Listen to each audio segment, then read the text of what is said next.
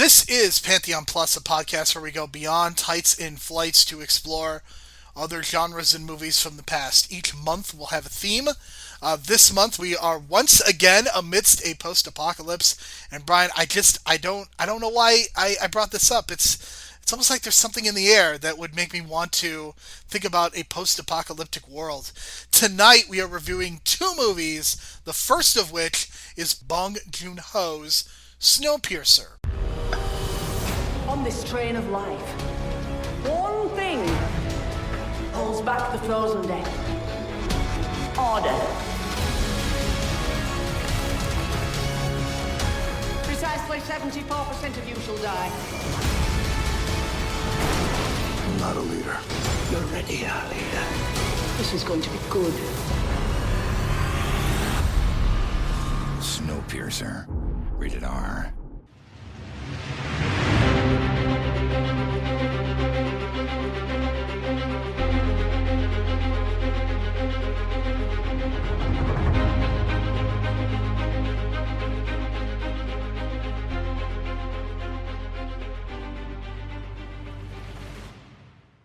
My name is Jerome Cuson. You can find me on Twitter at JeromeC1985.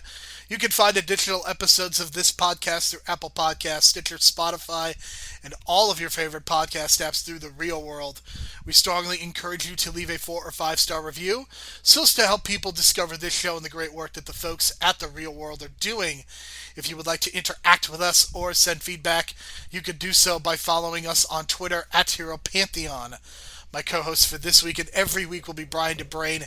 He can be found on Twitter at Brian DeBrain. Brian, we of course know that Bong Joon-ho has become a very popular figure with his most recent movie, Parasite. But I think there was a time about 7 years ago when we thought that maybe there was a possibility that his career would really take off with Snowpiercer, and to an extent he was able to get a couple projects funded after this, but it feels like it took a few years. But we are going to talk about Snowpiercer, a movie that I know you have been very excited to watch.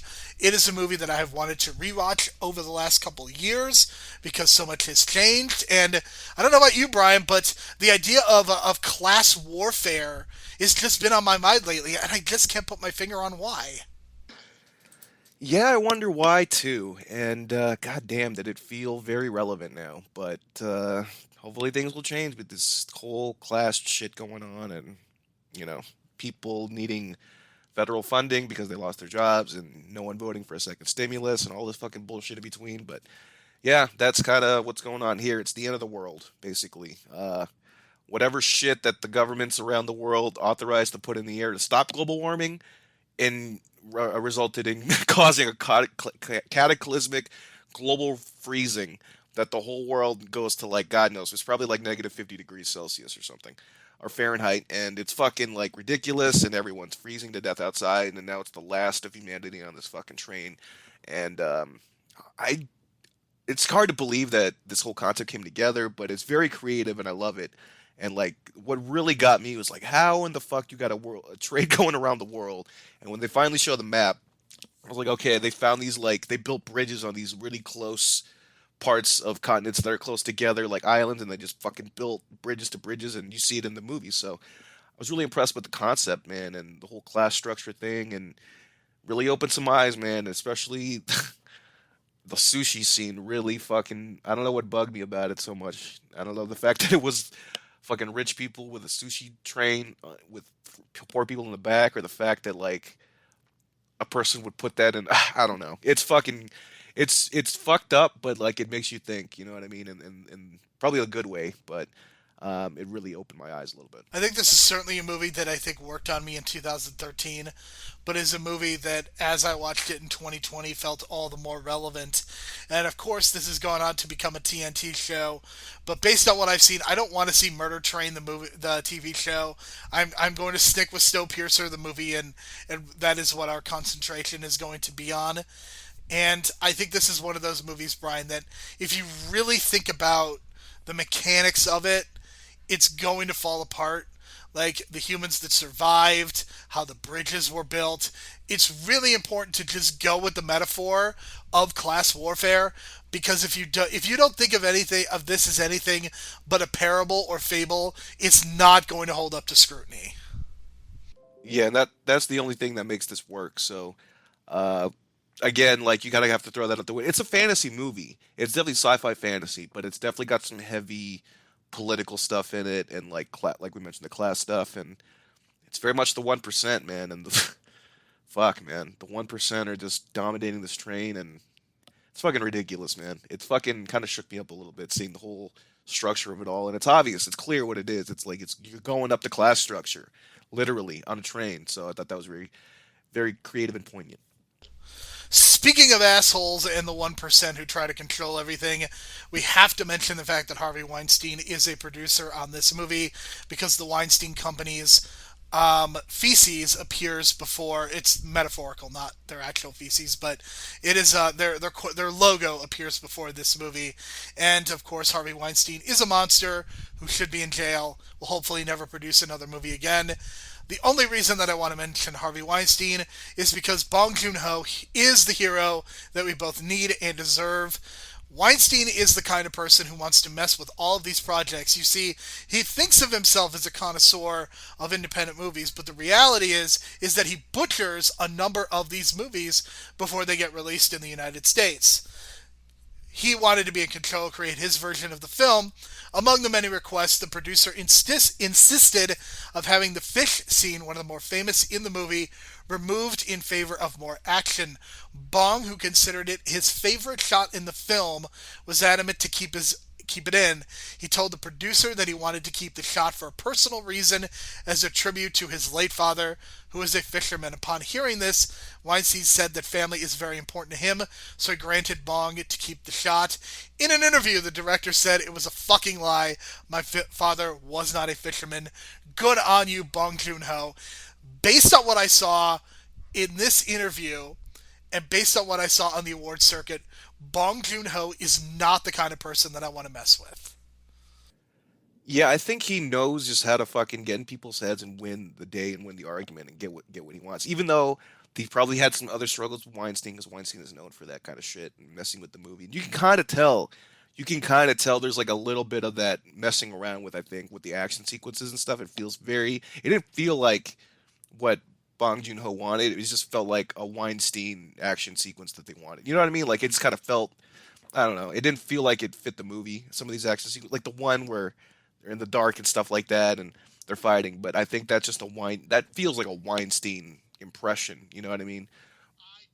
I disagree with that. I actually felt like that was one of the scenes. That was one of the action scenes that felt very authentic. The one that I was thinking of was sniping across trains. That's actually more the one that felt kind of off to me. That one too. That one too. The one that kind of sticks with me that works is the one in the classroom because that unexpected and that feels like that's this kind of taste. But I don't know. I just kind of felt like a little action movie heavy on that. I don't know. That's just me. I mean, Brian, if you've seen other Bong Joon-ho movies that I'm not going to say in fear of spoiling, you know that his characters know how to use an axe or a hammer.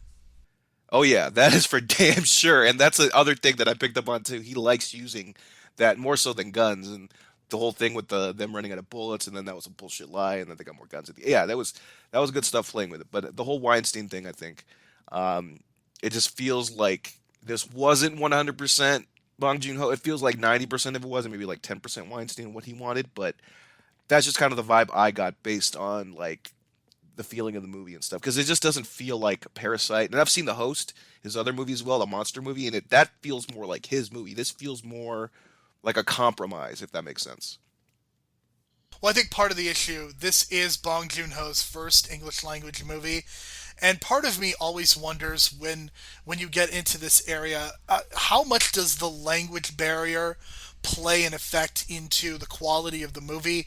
Because I don't think that this movie works nearly as well as a movie like Parasite for the obvious reasons. I think there's a certain level of maturity, but I also think that somebody who is ESL, there may not be that direct one for one translation, and I still do think that a lot of Snowpiercer works, especially I would say the first three quarters of this movie is pretty fantastic, and then the last quarter for me is where it kind of falls apart to an extent.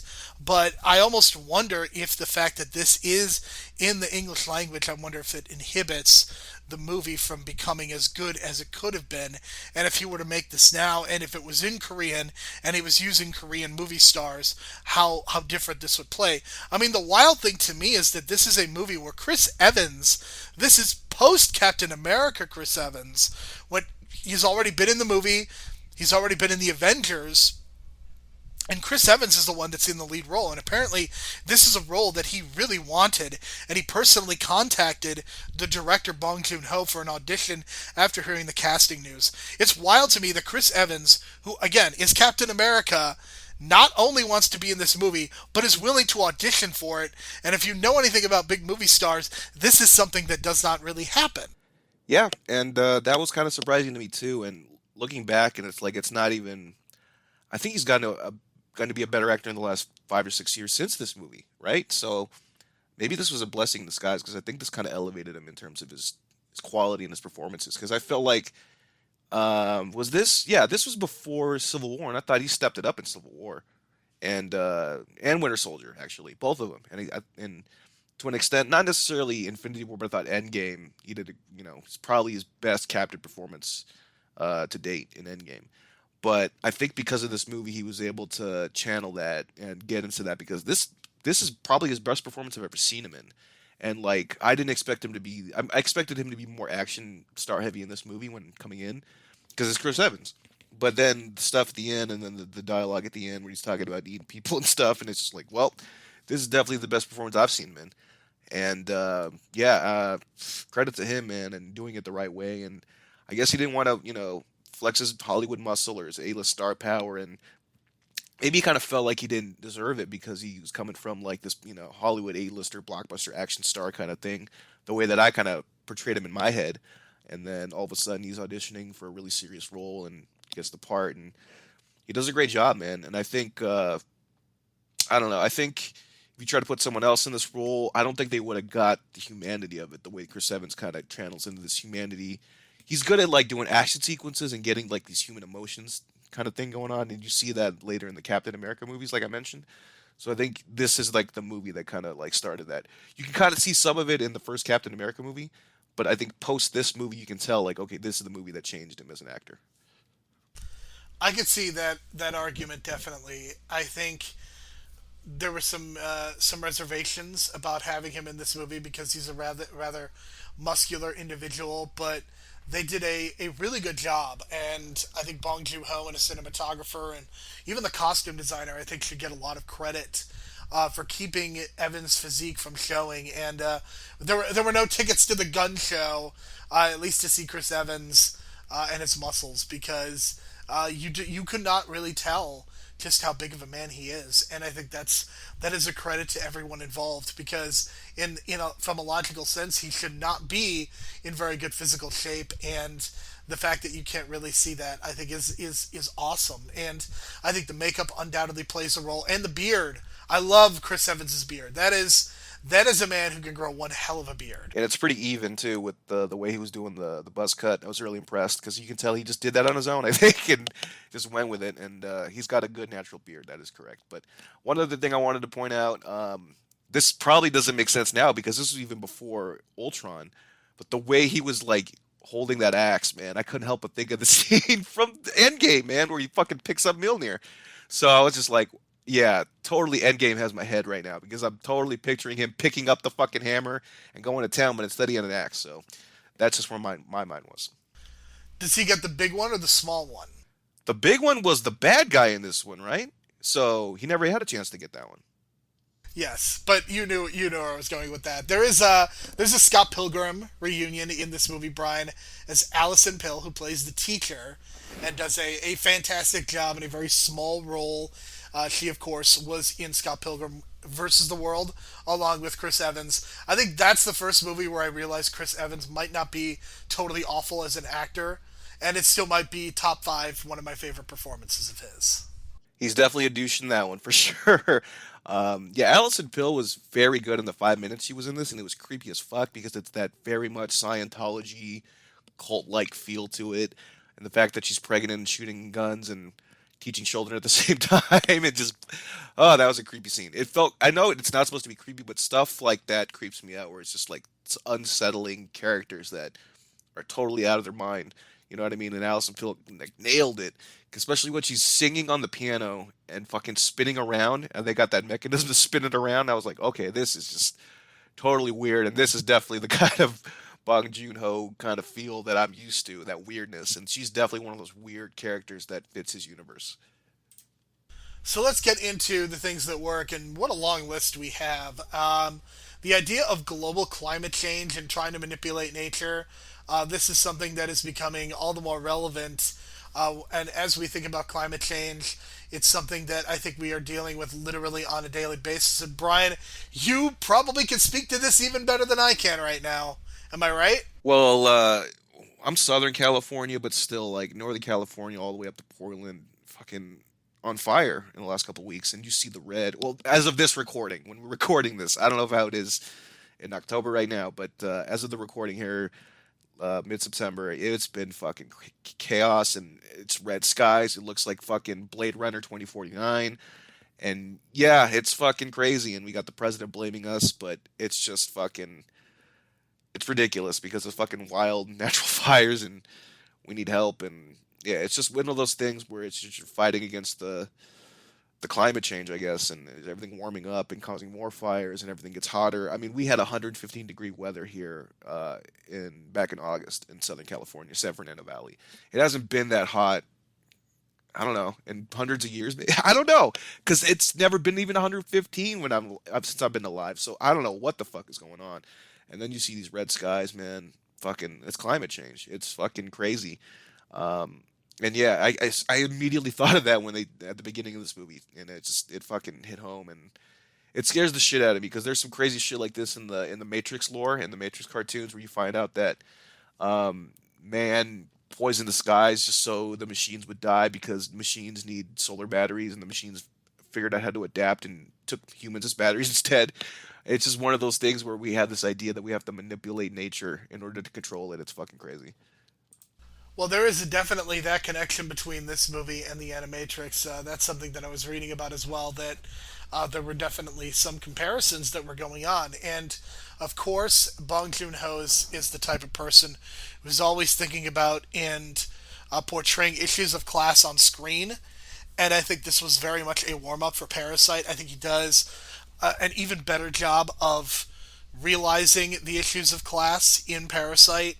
Here, I think it's much more in your face, and it's kind of punching you in the face at times because you literally have people at the back of the train moving their way to the front of the train, and there is a lot of conversation about people are born into where they're supposed to be, and these people should not try to move their stations in life, and that is something that comes up quite often. And basically, Wilford, who is played by Ed Harris, he's a fascist. That is exactly what he is, because he wants people to not only be in the stations where they are, but he also wants to maintain very strict population control so that the train does not get overpopulated. And that is also something that is being discussed right now as well, is this idea of overpopulation in certain areas, and how realistic is that?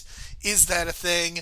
So these are all issues that are playing into this movie, and of course the people that we are following are the underclass, the people that are led by Chris Evans' character, who is named Curtis, and we kind of see him and Jamie Bell's character Edgar and Octavia Spencer's Tanya. So these are all characters that a lot of the POV is through their perspective. And when we first see the train, we really only see the back of the train, and I think the train seems very small. But then as they move forward, we see more and more of the train, and we see the fact that there are like 40 to 50 cars on this thing, and I don't think we ever have an exact number of cars that are on the train. And I think that that's something that really works, is just following the perspective of these specific characters and then going through the rest of the movie and slowly expanding the scope and getting these different visuals, which we can get into in a couple minutes. But these issues of class and the way that fascism plays into this movie, again, things that are still very much relevant in 2020. Yeah, that's what was the most unsettling thing. Maybe is just how like fucking accurate it feels, and like the 1% that I mentioned, and the way that the 1% looks down on poor people and the way they treat them, and fucking yeah, it just felt like that. And then the whole thing now with like police brutality, and you got the fucking quote unquote whatever police that they are using not even real bullets, just as a scare tactic, that kind of shit, and all that kind of thing, and it just fucking not hit home like 100%, but it fucking just was like, wow, this feels very relevant. Fucking feels very relevant right now. So yeah, that's what kind of hit me. And then like we said with the class stuff and Ed Harris being a fascist or whatever, it's just fucking, it's just that's what it is, man. These fucking crazy rich billionaires that are eccentric, obviously not like fucking Tony Stark, because that's a fucking fantasy, but you know, I'm scared that Elon Musk is doing something crazy like this one day. You know what I mean? Because God knows what money and power and science can bring you. And this is kind of one of those warnings, because this dude fucking took advantage of the last 1,000 people on Earth and fucking just took advantage of them, man. And says he's trying to save humanity or whatever, and comes up with all these fucking reasons to be to be sane and natural. But it's almost the Thanos effect. So he's just thinking in his head that what he's doing is right and blah blah blah. But yeah, he's not, and it's fucking crazy, man. And the whole population control and everyone being on a train, and it does bring up a lot of issues. So if I were governing the train, I would know what to do. But then hopefully this is one of those cases where we're not in this situation. But it just feels like a small sample size of the world on this fucking train, and it's just fucking getting crazier and crazier. So I want to talk about Chris Evans next, and it's weird because of course, I like Chris Evans based on his work in Captain America and Scott Pilgrim and those things. But I think when you watch this movie, I think he's doing a good job of just being a leader and gathering the forces together and just being kind of this force of nature. But what I think really separates this movie from some of the other ones is the way that his PTSD is realized. And it's not even something that clicks in until he's in that engine room and he delivers this monologue. And usually I am not a fan of telling and not showing. I always believe that showing is much better. But I think in this case, not doing a flashback and showing them being cannibals, I actually think it works out much better because, one, the idea of showing this would actually be really horrifying, and number two, because our focus should be on Chris Evans at this age dealing with this PTSD. I think it's such a powerful moment, and the idea that they saved Edgar, or that Edgar was saved by John Hurt's character Gilliam, I think it's so incredibly powerful, that monologue, and it's something that has stuck with me over the years. And a quote that I find to be most disturbing, and I would love to know whether it was Bong Joon-ho or Kelly Masterson, the other credited screenwriter, who came up with this line, because it's both creepy and it's both and really telling of the world that they live in when Chris Evans delivers the line "Babies taste best." I mean, that is such a disturbing line. Yeah, the whole telling not showing in this case, I think, adds to the horror of what they're going for. Because like sometimes in horror, it's you show it, but it's best not to show it. Because like with the Hitchcock effect, it's like what the idea in your mind makes it worse, because you just like the way you picture it in your head is much more worse than probably what they would have showed you anyway. So I think your imagination kind of becomes that that picture, and then when he's just going through the dialogue and you're picturing it in your head and that fucking car and the story, it's very horrific, man. So I think that it did its job, and him just telling that story, and then the cigarette just fucking burning itself, and it's the last cigarette on planet Earth, and all that kind of thing, and very very strong emotional stuff, man. And fucking, that's probably the best dialogue he's ever given, right? Like, I can't think of any bit of dialogue that Chris Evans has given that has been more powerful than that. And that might be one of his like things that they show in his career highlights. Like, that's probably the first thing, that and probably the fucking hammer thing. But still, like, this is definitely his best performance work ever in this little bit of dialogue.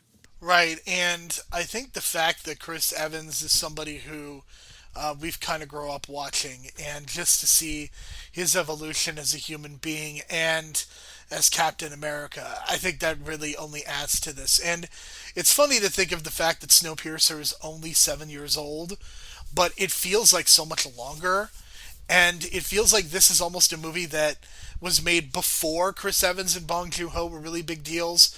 But the reality is that this is a huge part of their primes, and both of these individuals were in their primes then, are still arguably in their primes now. And I think that's a huge part of this. And something else that I really like is, so this movie is just over 2 hours long, but I think the pacing of this movie is fantastic. And they don't waste a lot. They don't get very torture porny, which is something that I was really concerned about.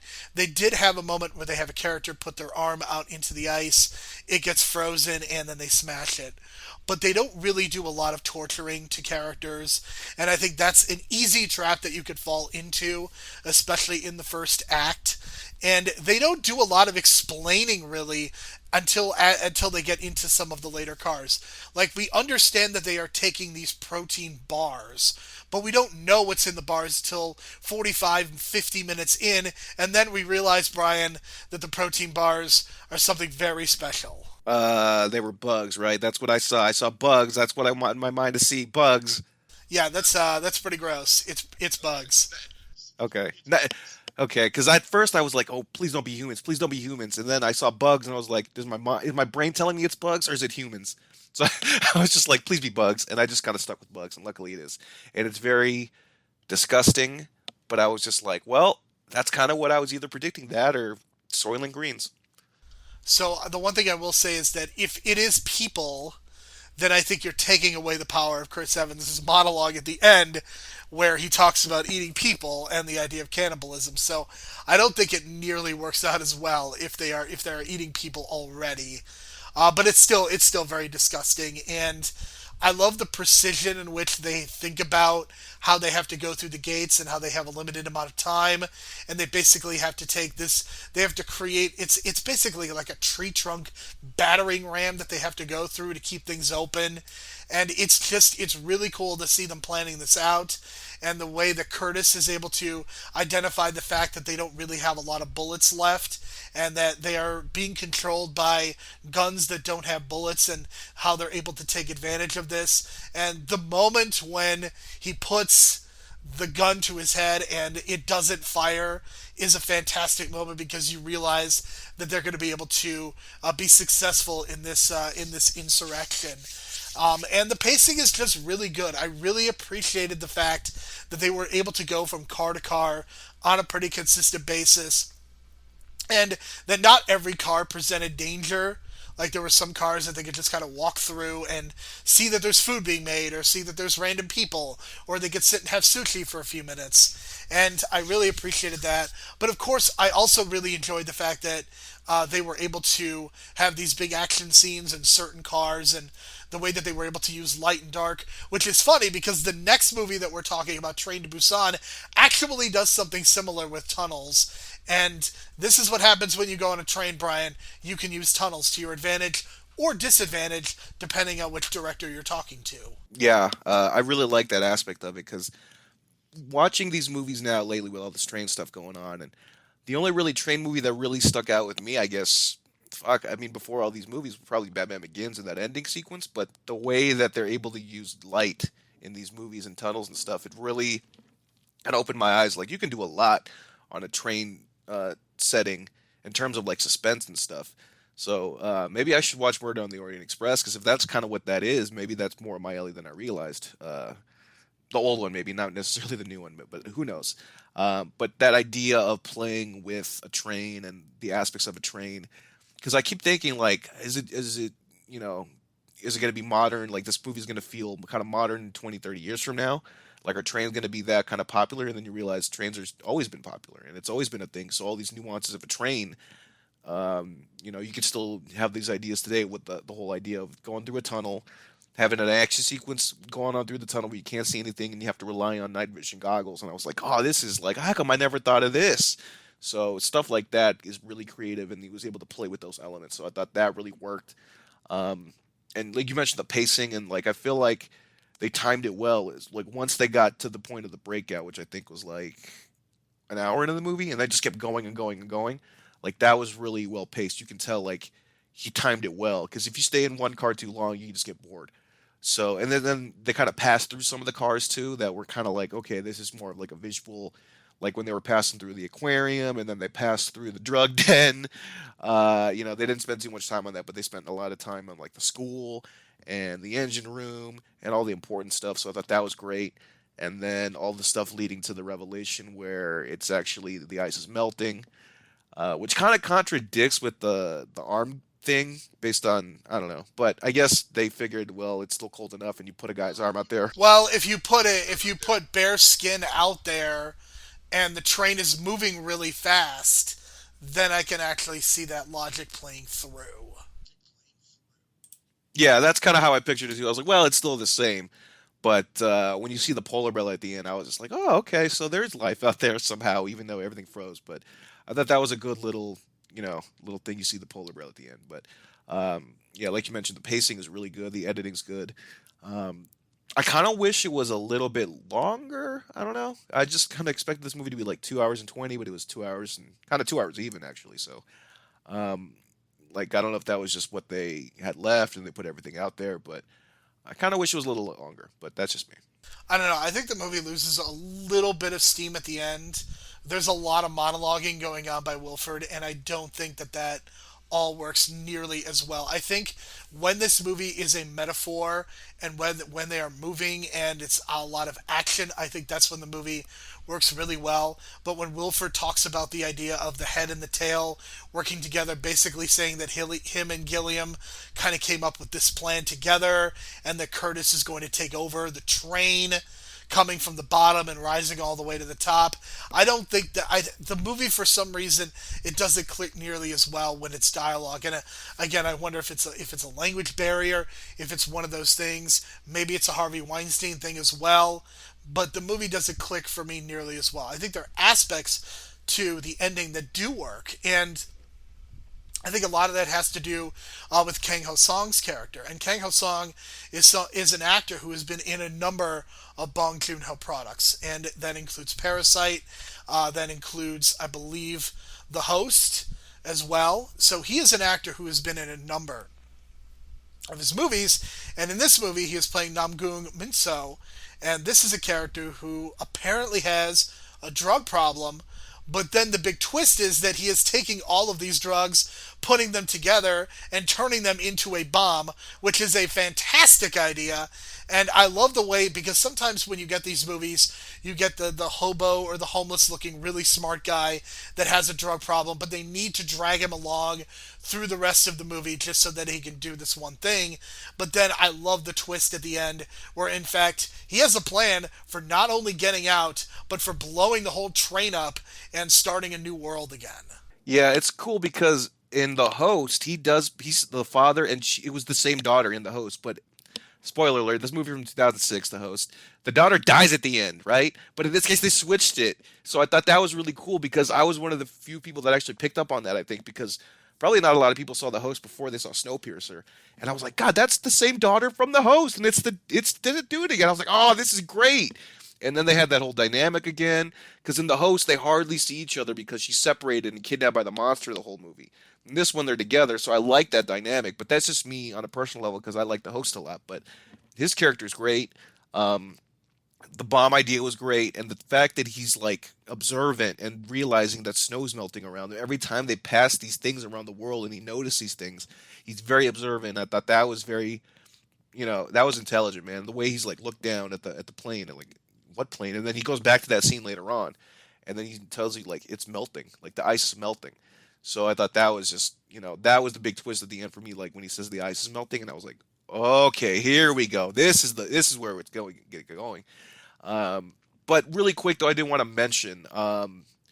I guess there's this, film theory out there that, all the cinephiles, diehard cinephiles, are trying to push, but it's this fun idea that this is kind of like a loose sequel to Willy Wonka and the Chocolate Factory, and that Mr. Wilfred is actually Charlie Bucket, and that the whole thing about everything in the Willy Wonka canon happened, and then this whole global warming thing happened, and then he took the money from the factory and made it into a train. And as you know, in Willy Wonka and then the Gene Wilder version, he's got these crazy fucking cars and boats and all these kind of crazy mechanisms that had some kind of random crazy science to them and some crazy random science here. So it all kind of fits. And then the idea of finding that replacement and going through that whole journey, right? And then eliminating your competitors as you go through the journey, just like Willy Wonka. And then you end up with the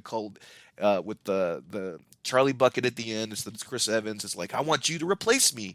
And it's like the same kind of like, Willy Wonka thing, but instead of Wilfred, instead of Wonka, it's Wilfred, and you still have the W with the big W all over the place, which is a good kind of like visual for the whole movie to have in the background. But I thought that was just, one of the crazy film theories out there, and it kind of makes sense, but at the same time, it just feels like he was just inspired by the narratives or the narrative structure of Willy Wonka and the Chocolate Factory, and kind of use that as a basis going through the train and slowly eliminating people off through each train as you get to the main one and you're all alone and all of a sudden you're the fucking guy to replace the dude. I mean, I think that's a really interesting way of thinking about this movie, and the fact that you have this person who is also with the W and is kind of living in this very specific plot place that is of a much higher class than the main character. So I think that's all stuff that I could definitely see. And I guess in this metaphor, Gilliam would be the grandfather. No, actually, I think he would be Slugworth I mean, I guess that works. because he's in on it. They're both in on it. Yeah, and he's pretending that they're on opposite sides, but they're actually on the same side. That's what like. There's like 4 YouTube videos. I watched the shortest one. It's the same thing. It's just all these comparisons and if you want to even go even further, like the fucking I don't know if it's his daughter or whatever, the girl in the yellow, she's kind of got this Veruca Salt kind of thing going on. So there's some kind of illusions here and there, but it's just probably just a similar narrative structure and the idea of replacing. And then, of course, the golden ticket. Instead of the golden ticket, it's the messages in the protein blocks. Interesting. This is I need to go down some YouTube wormholes. I need to be very careful about how I do that though. So something else. I don't know about you. So we've talked about Jamie Bell one other time. Brian, do you remember when we talked about Jamie Bell? It's not a positive memory, so I understand if you don't remember it. It's a solid rock hard memory that I can't forget. Go ahead, tell us about the other Jamie Bell performance that we've discussed, unfortunately. The rock hard Fantastic Four thing performance where he's freaking out. Yeah, that was Jamie Bell, right? I'm not misremembering that. Correct. Jamie Bell was the Thing in the 2015 Fantastic Four movie that is one of the worst movies that's ever been made. And I feel like there was a point when we were trying to make Jamie Bell a thing. This movie is a prime contributor to that. And I feel like Tom Holland just stole all of his energy and has he is the corrector, he is the market correction of one Jamie Bell, because I got a lot of Tom Holland energy from Jamie Bell, and I mean that as a compliment because I think Jamie Bell kind of playing the junior to Chris Evans as Curtis, I think really worked out well. And the big reveal when we find out kind of after the fact what Edgar means to Curtis, I think almost makes it work even more. But Jamie Bell was very good in this movie. Yeah, he was very good, and the whole Tom Holland thing, it's unfortunate comparison. But, they look alike. What can you say? It's just one of those things. But, yeah, I almost, with that twist, when he reveals that he almost killed him as a baby, I was like, fuck.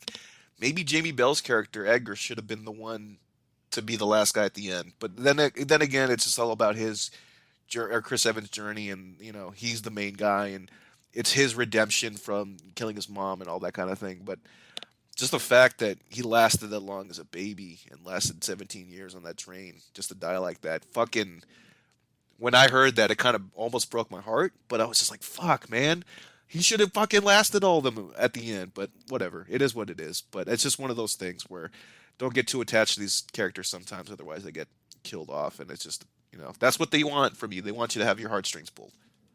For sure. All right, let's talk about the color palette because this movie starts off very dark and then it slowly gets brighter as they get to the front of the car. And I love because I think there's so many movies that stay in their grays and their blues and their purples and their cool colors and everything feels very saturated.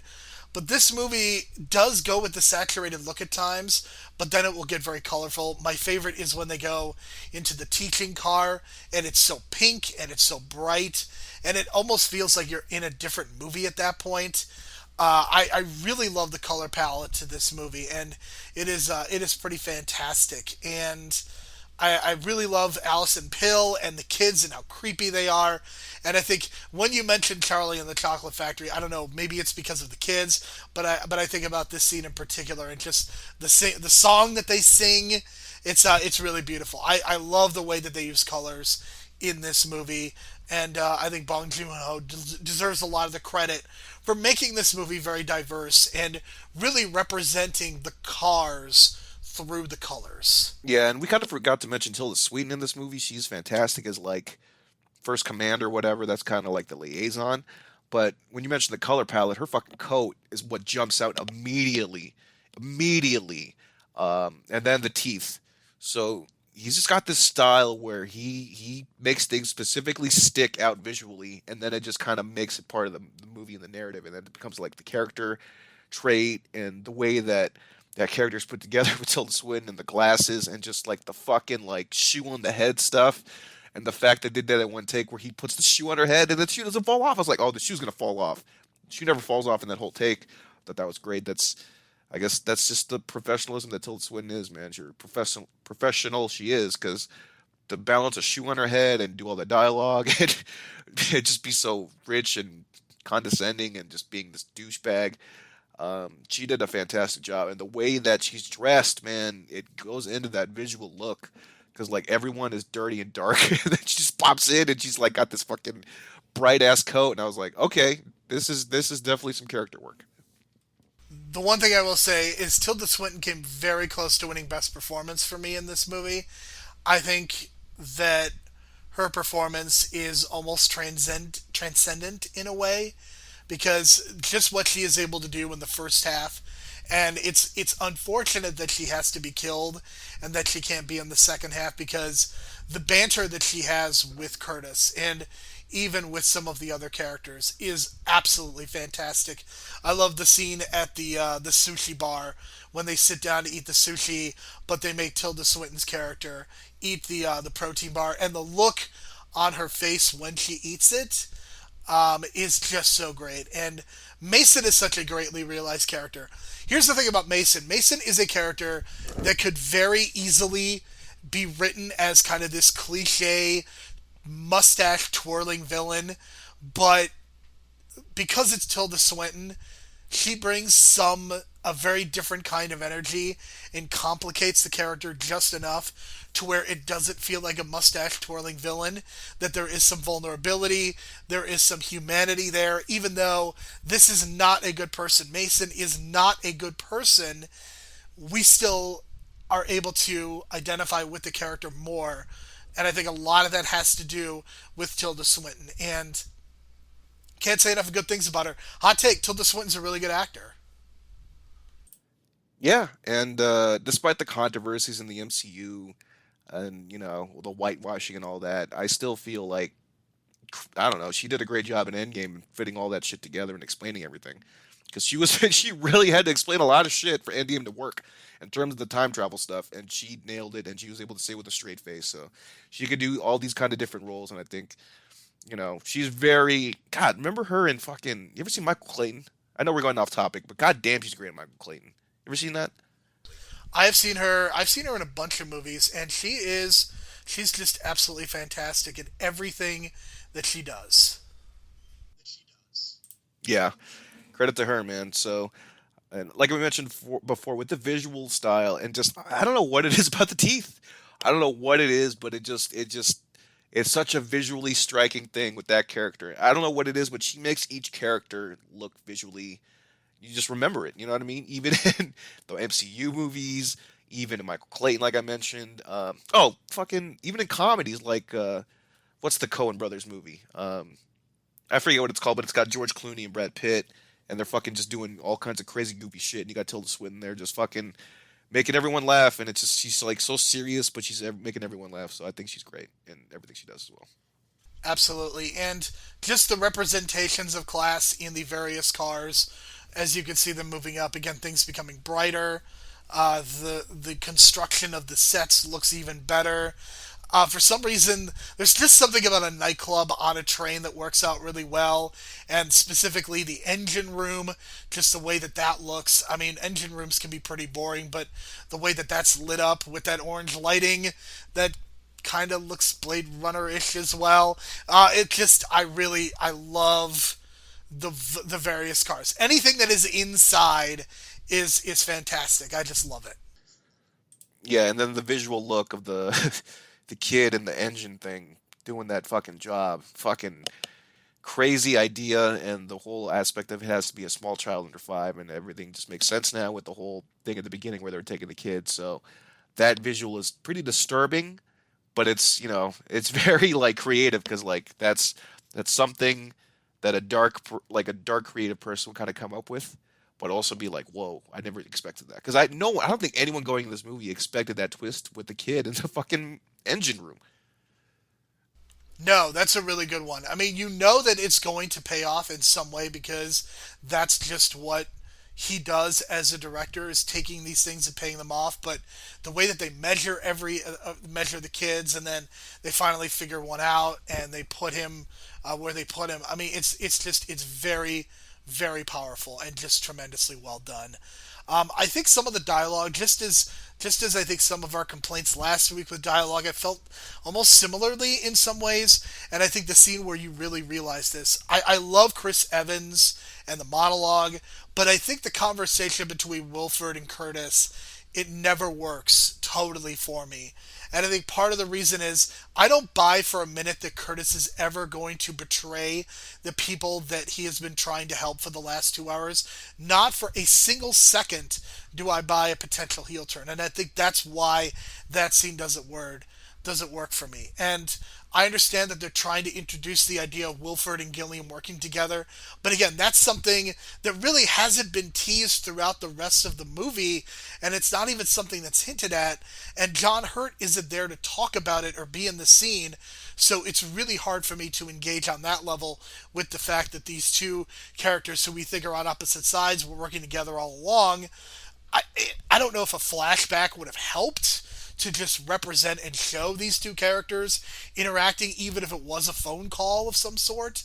I think that might have made a difference, but I think that the final half hour of this movie, it loses me a little bit.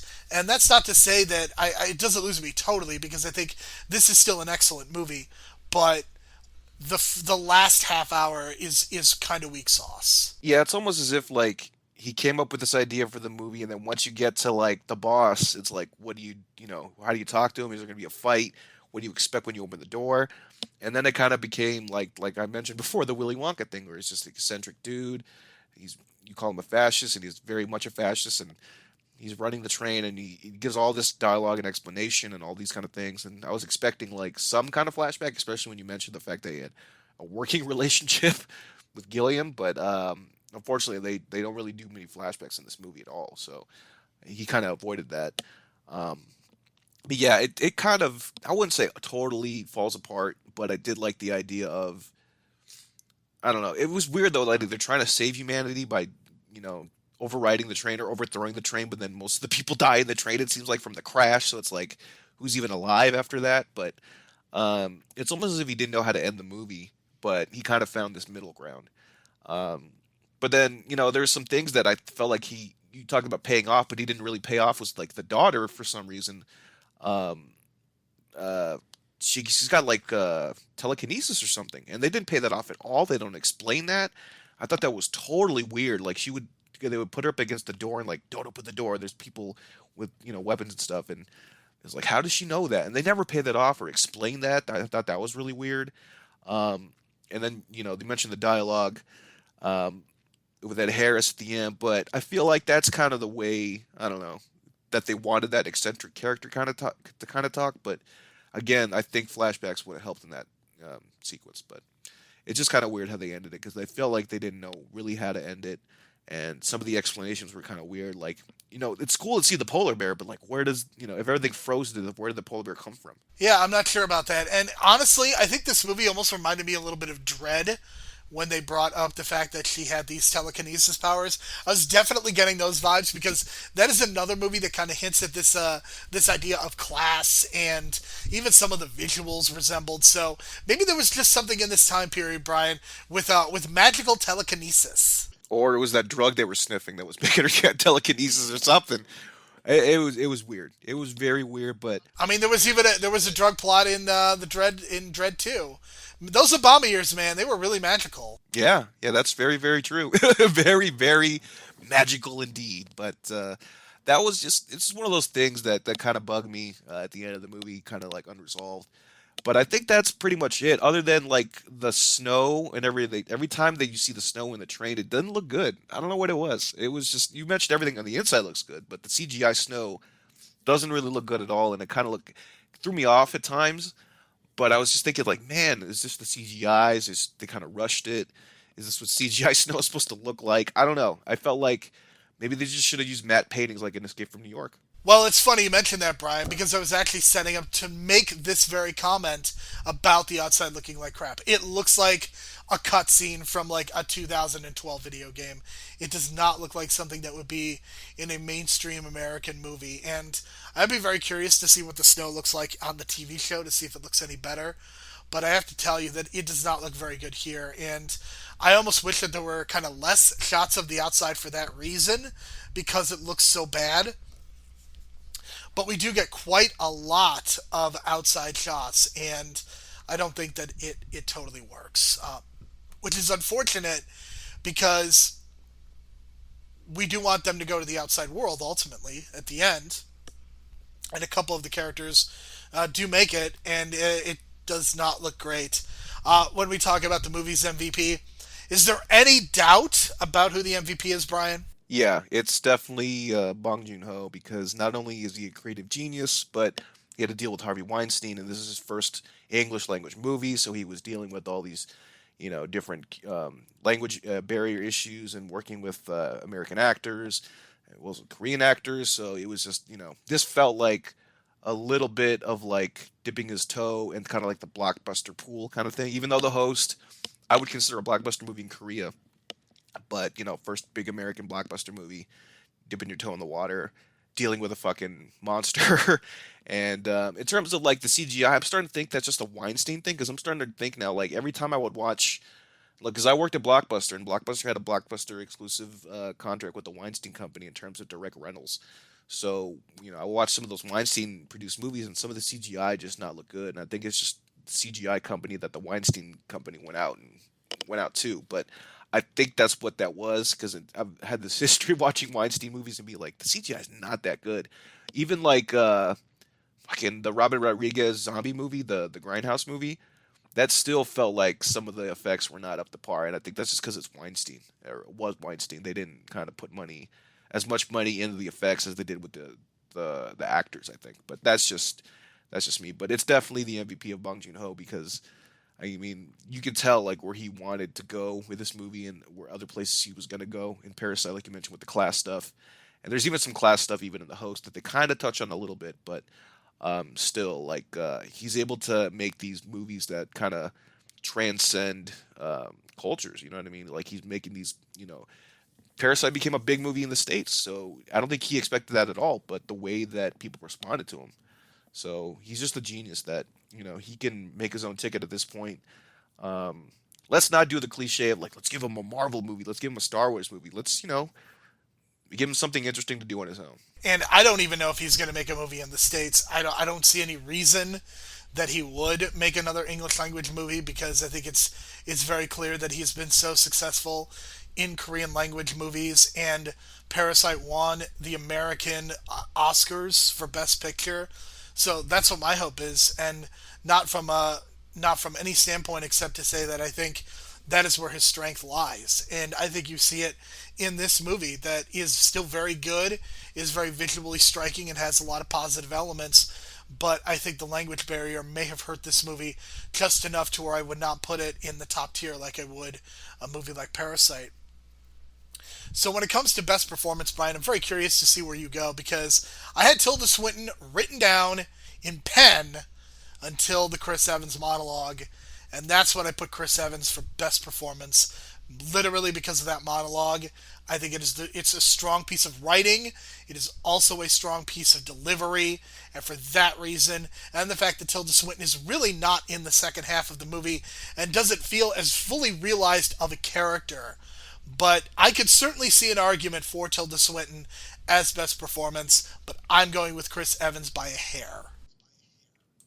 Yeah, I'll do the same because, like, I was thinking Tilda Swinton was just overall best, but then the thing that sticks out the most out of this movie to me is that monologue, and to me, like, it's all about his performance in that monologue. So that might have been the best acting in the whole movie. Overall, you could say Tilda Swinton, but I feel like she's just great in everything she does. But you got to give credit to Chris Evans for kind of elevating his game to a different level, because this is definitely on a more of a, on the highest level he's probably ever seen him. So. Like, this is something that you could have argued, like, something like this you could have pushed if you really wanted to push to get, like, a Best Actor nomination, maybe, for even that, just showing that scene at the Oscars. But yeah, Chris Evans by a hair, but Tilda Swinton is still incredible. I think it's because of the genre. This is very much a genre movie. This would have a very hard time of getting any sort of nominations, and I think, unfortunately, that was borne out. And that's really all that I have to say about Snowpiercer. I think it's really good. It is certainly worth watching on Netflix, and I'm not sure how it compares to the TV show, but based on my knowledge of TV shows based off movies, with very few exceptions, I'm sure that it is not nearly as good. But this is definitely well worth a watch. And just tremendous performances, a chance to see a Best Director win before he won Best Director, a chance to see Chris Evans in a rare non-Captain America role from the 2010s, and just a great Tilda Swinton turn as well, and some great visuals. So this was very, very good. I'm really glad that we had a chance to talk about this movie. It's one that I've definitely wanted to rewatch, and this podcast gave me the chance and the excuse to do so. Yeah, after hearing so many good things about this movie, and I'm glad Netflix has kind of kept that contract to keep it on there. I feel like Netflix has really helped this movie kind of circulate in the last 5 years, because, like, I remember this movie being, like, my friend told me about this movie probably 2016 that he watched it, even though, it came out in 2013, but he said he watched it on Netflix. And to my knowledge, it's never left Netflix. So I think Netflix has a really good, anchor with this kind of movie, because it's, this is one of those movies I think that helps with the benefit of Netflix getting around. I think that it helped his career a lot, which is probably why he did Okja specifically for Netflix, his next movie. Alrighty, well, with that in mind, we are now going to talk about another Korean filmmaker. This is our first non-English speaking film that we have discussed on any of our podcasts, as we are going to discuss the 2016 movie Train to Busan. The train bound for Busan Station is departing shortly. Excuse me. That woman does not seem right to me. Requesting medical assistance in car number 11. What the? Get back! Get back, all of you! Shut the door! This summer. Sweetie, please stay right here, okay? Nobody's here. Please help me.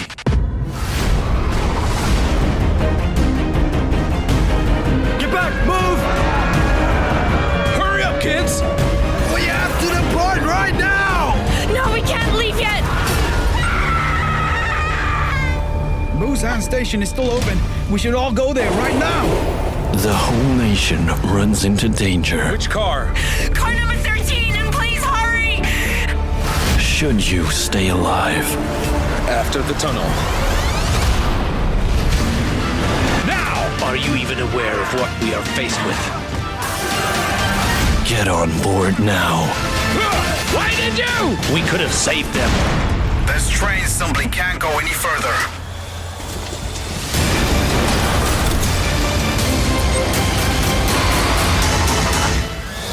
Train to Busan. Coming soon. Brian, this is a movie that you had not seen. I have seen this movie before. I watched it while I was in China with some of my colleagues because there was a lot of buzz surrounding this particular movie and just how good it was. And this movie has since had a sequel come out this year in 2020 called Peninsula, which has gotten some mixed reviews, but this director has also since had a movie out on Netflix.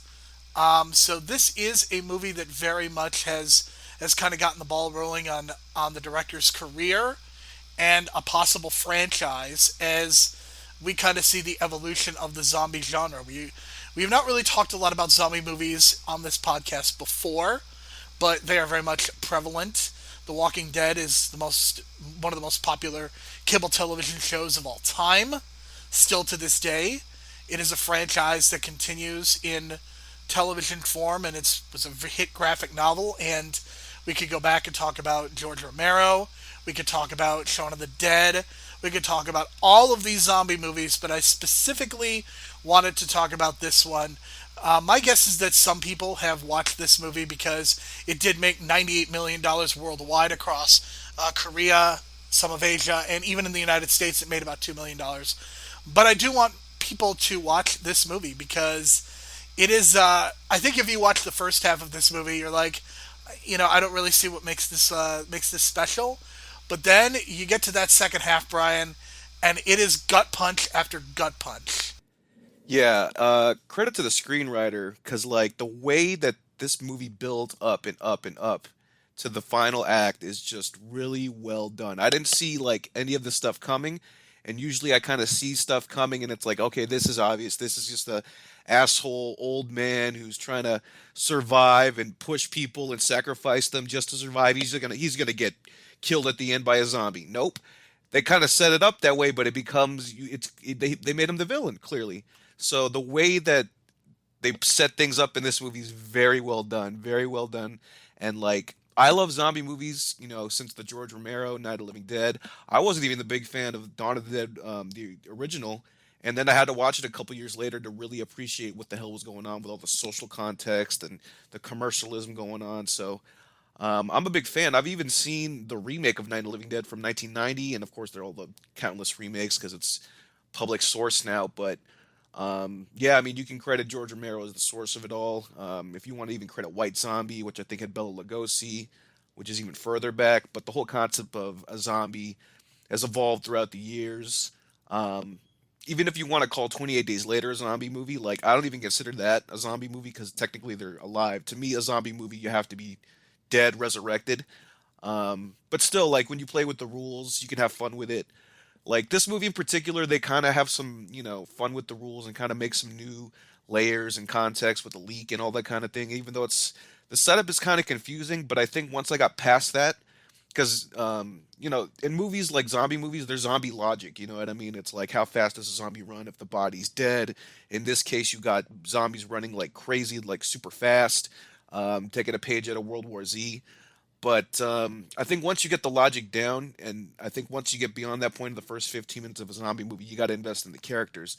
And that's what this movie does. Like, at first you're thinking it's just going to be an average horror movie halfway through, like you said, but then bam, once you invest into those characters, it just keeps the ball, keeps the train rolling. You know what I mean? Hate to make that pun, but goddamn, it just keeps going. And then it just climaxes, and by the end of the movie, it's just like, wow, I did not expect that, considering the main character you're not even really connecting to, the main father who's rich and, cutthroat, and is probably somehow connected to the leak. And halfway through the movie, you're like, whatever.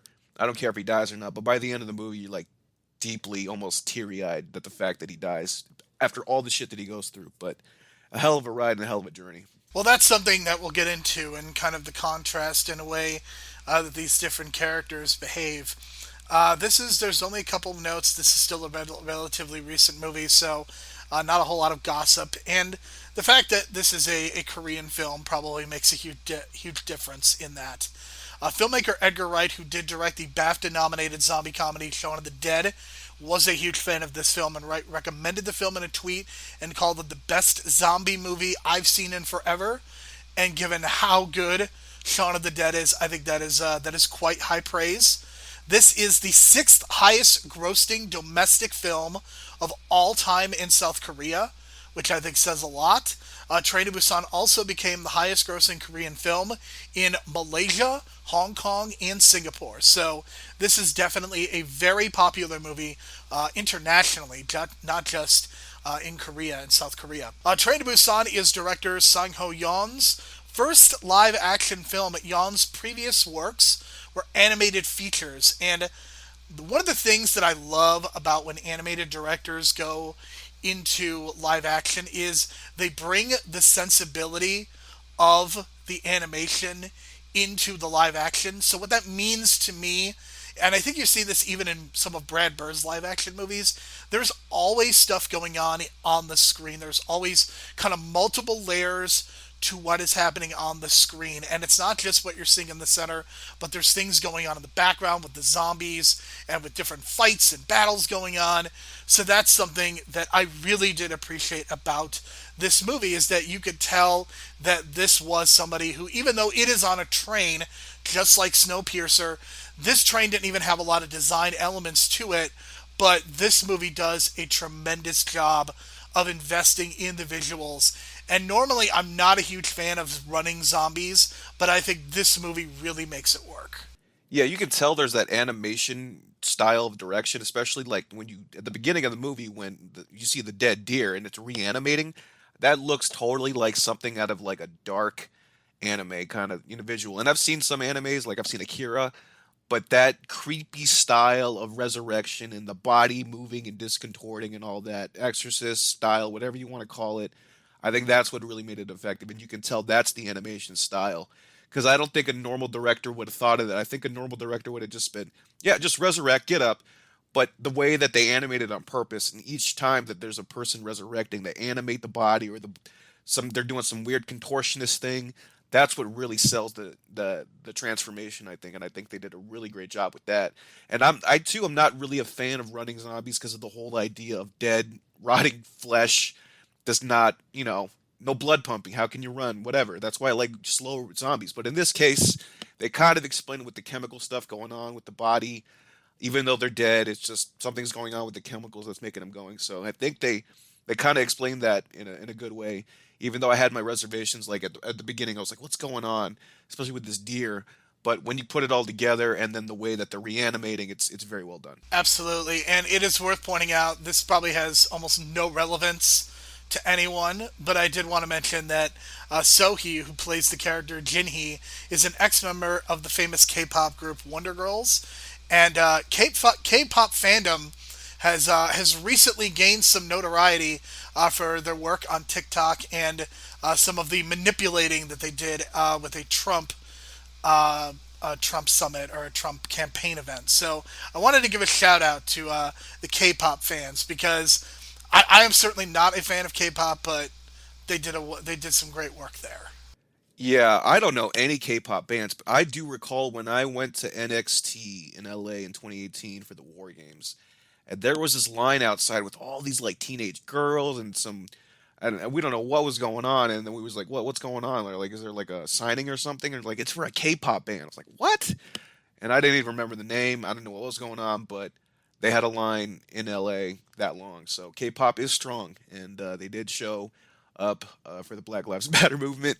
So that was pretty dope. Yeah, and then if you also check out that video where they get mentioned too, where it's like the Avengers Endgame thing, and you see all like the Black Lives Matter and all the people coming together for social justice, and then you see this one little thing that says K-pop groups from online. So I thought that was kind of cool. And I did want to mention that Dong Seok Ma was nominated for a 27 Asian Film Award in the Best Supporting Actor category. The fact that somebody could get nominated for such a heavy genre movie like this, I think speaks to the respect that this movie has been given. And Dong Seok Ma is fantastic. I love his character. I love his dialogue. And I think that's probably going to be a good place for us to start as we talk about what works, because the thing that I love about his character, so he is not the main character in this movie. He is very much a kind of supporting character.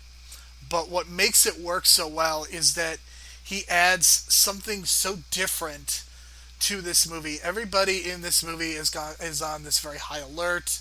I don't want to necessarily use the word melodramatic, because I think that has a kind of a negative connotation, but I think there are times when this movie kind of leans into the more melodramatic and even the K-drama kind of aspect of things. But Sang-hwa is such a fantastic character, because he'll punch a zombie in the face, and he'll make a smart-ass remark to Sok-woo, and he is a pleasure to watch. And I think the fact that he dies relatively early in the movie, like, you sort of figure that most people are going to die. The fact that he has a pregnant wife is a huge red sign. It's like a giant red light telling you that one of those two people is going to die. But it was kind of surprising that he died so early, and it was kind of sad because he was so great. Yeah, I like the way they kind of subvert that trope of like the big tough strong guy probably dying at the end, but in this case dying halfway through. And I was like kind of shocked that that happened, but I was like, okay, they're twisting things, because they're kind of like taking your expectations and twisting it up a bit. And I just saw he got cast, or he is in the Eternals. I guess he's playing a character in the Eternals, so good for him, because like I think he's got this kind of charisma that kind of can translate to an American audience, because you can tell like the way he carries himself, and like even for a big dude, like he's calm. You know what I mean? And in this movie, like, he taught me some things, because, like, as a big dude, I guess I got to start dressing better, because he was rocking that coat and that shirt, and he had that button in the middle, and he had, like, the flaps on the side. That's very fly, man. I'm not really, like, into fashion as much, but goddamn, that really showed me, like, as a big guy, maybe I got to step it up in my fashion game. But his performance still tremendous. I mean, I feel like this whole movie is filled with, like, incredible performances by a lot of people. I don't know if his was necessarily the best, but I think his is like, the most, it's kind of a little bit of that comic relief you need a little bit here and there, and he does provide that here and there, well, when he's in it. But those little one-liner quips, kind of making things lighthearted in the drastic, horrific situation that they're in. But he does show these leadership qualities that are tremendous, and then the fact that he tells the dude to protect his wife, I thought that was tremendous. And just the fact that, like, when he takes off his coat, he doesn't even get a weapon. He just covers up tape around his arms and just lets, like, let's go. He probably should have put tape on his hands, but in hindsight, 2020 kind of thing. But still, he did a hell of a job in this movie. And I mean, goddamn, that the whole look of him, man, the fucking goatee and the things going on, that tough man look. No wonder that he got cast in Turtles, because like he translates very well into that American audience. But you also mentioned the Korean drama aspects of it. I think that's what makes this work, is because it makes you just so invested in like the emotional aspects of these characters, and especially the little girl and what she wants. She just wants to see her mom, and we never get that resolution, but she ends up with a surrogate mom at the end, kind of thing. So I think great job all around. For sure. And I think just to kind of end the conversation about Sang-hwa, I think what makes him such a special character is that it's very unusual for the comedy relief to also be the tough guy. I think sometimes they're either different characters or whatnot, but he is able to play the tough guy. He is able to be the comic relief, but he is also teaching Sok-woo about the idea of sacrifice, because Sok-woo is very much this very egotistical character who really only cares about his job and what he is doing as kind of a financial manager. And they even refer to him as a crook at some point, and that is something that translates very well even to the United States. And I think there's still a universal aspect to this movie, even though I'm sure that there are nuanced aspects of the Korean experience that I may have missed in watching this movie. But the fact that Seok-woo is a fund manager, we know what that means, and we know the negative connotations that come through in talking about that. But the impression that I get is that they are very much trying to create this difference between Seok-woo and Yeon-suk. Yeon-suk is kind of the older guy who's scared of everything, who doesn't want to save anyone, is out to save himself. And the contrast that they are very clearly trying to get across is, if Seok-woo does not change his ways, then he is going to turn into Yeon-suk. That is the impression that I get. That even worse than turning into a zombie, if Seok-woo does not learn to sacrifice for his daughter and the other people that are on that train, then he is going to end up being a huge coward, as Yeon-suk is. Did you get you? I assume you got that impression as well. Yeah, especially when they get off the first station and he's trying to sneak away and get away from everyone else, and then it backfires, right? And that's kind of like that symbolism of him trying to like sneak away, protect himself and no one else, get away with his daughter if he can. But that was very symbolic of that. And then it just kind of evolves into the big confrontation towards the middle of the movie where that dude didn't want to open the fucking door, man, Yeon-suk, and then Seok-woo like had to fight through with with his daughter, and then the the woman with the baby who's pregnant, and just, man, he didn't want to open the door. I was just pissed. Like, I haven't felt that pissed about a character in a long time. And that contrast you speak of, like, that's the moment where he realizes, I think, and that's the shift and the break. Because as soon as he gets that door open, he starts punching his face in, and I was like, God damn, yeah, kill him. Or not kill him, but God damn, dude, like, that was borderline second degree, third degree murder. I don't know what you call it, but that was definitely him contributing to their death, if anything, by not opening that door. And yeah, that was just that contrast you speak of. That's perfect right there. And sacrificing himself for his daughter, the fact that he was so like out of touch with his daughter at the beginning of the movie, like the fact that that daughter got 2 Nintendo Wii's, man, or Wii U's or whatever. It's 2016, but still.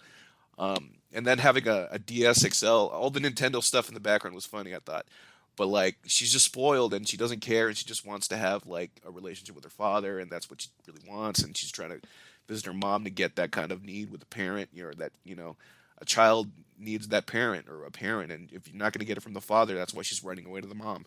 So all that stuff going on, man, and it just changes him by the end of the movie. And once you realize you really want him to stay alive and fight to keep his daughter, it's too late because he gets infected. Well, what's fascinating is that Seok-woo is ultimately the character that goes through the most changes, but he ultimately is the one that has to sacrifice himself. Whereas the two characters who actually survive,